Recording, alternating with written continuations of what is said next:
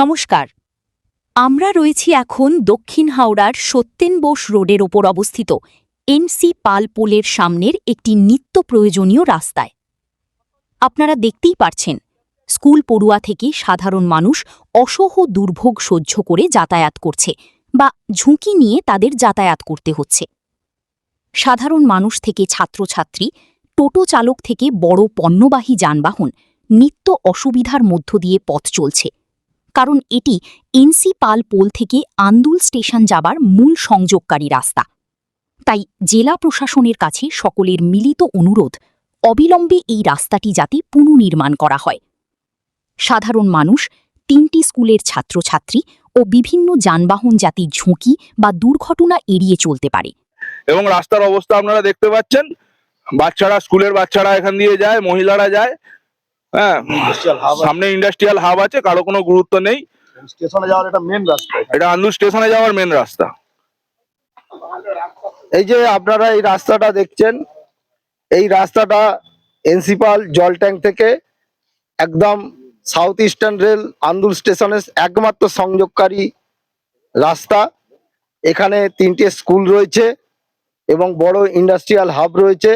এটা 2020-21 অর্থবর্ষে সংসদের বিশেষ তহবিল থেকে এই রাস্তাটা হয়েছিল প্রাক্তন মুখ্যমন্ত্রীর অনুপ্রেরণায়।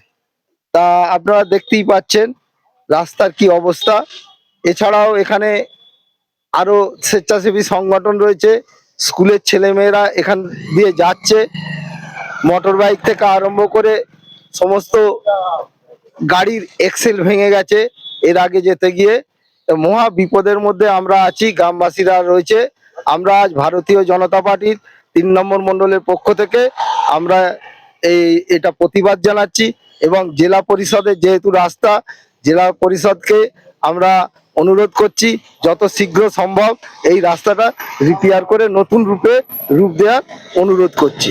পঞ্চায়েত সদস্য এখন আমরা প্রাক্তন পঞ্চায়েত সদস্য বিশ্বজিৎ পল্লেকে এই রাস্তা সম্বন্ধে, রাজনৈতিকভাবে সিপিএম এর সদস্য ছিল প্রাক্তন, এখন এই রাস্তা সম্বন্ধে উনি যেটুকু জানেন সেইটুকু বলবেন। আপনি বলুন। হ্যালো, হ্যাঁ, যেটা হচ্ছে এই রাস্তাটা প্রায় 7-8 বছর আগে এই রাস্তাটা হয়েছিল। বর্তমান যে সরকার ছিলেন, সে সরকারের যখন রাস্তাটা এখানে কন্ট্রাক্টর পড়ে গেল, মানুষকে কিছু জানায় না, এরা কোনো কাজেই জানায় না, কতটা পিচ হবে, কতটা মোটা হবে, সব জানায় না। কিন্তু রাস্তাটা হওয়ার 6 মাসের মধ্যেই রাস্তাটাকে নষ্ট হতে শুরু করলো। জানি না এতদিন সরকার ওরা ছিল, টাকার বলে বলে তো রাস্তাটা হয়নি।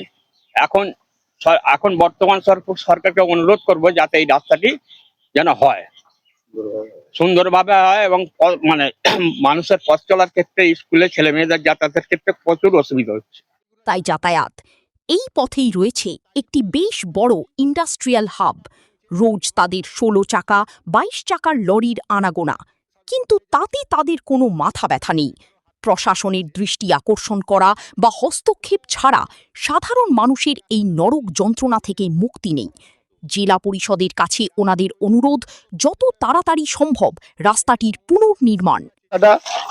এই রাস্তার 2020-21 অর্থবর্ষে যে ব্যয় হয়েছিল, সেই ব্যয়টা হচ্ছিল কত, 36,86,701 টাকা।